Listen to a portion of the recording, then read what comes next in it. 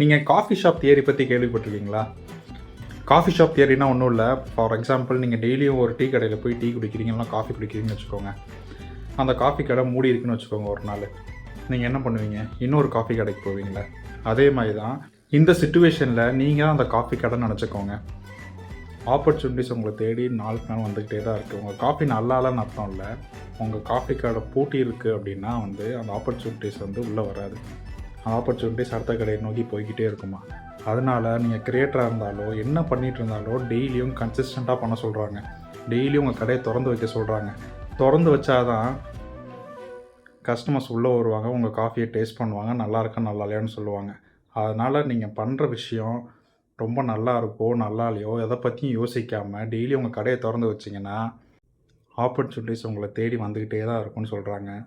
அதனால் கன்சிஸ்டண்ட்டாக இருங்க. என்ன பண்ணாலும் உங்கள் கடையை திறந்து வைங்க.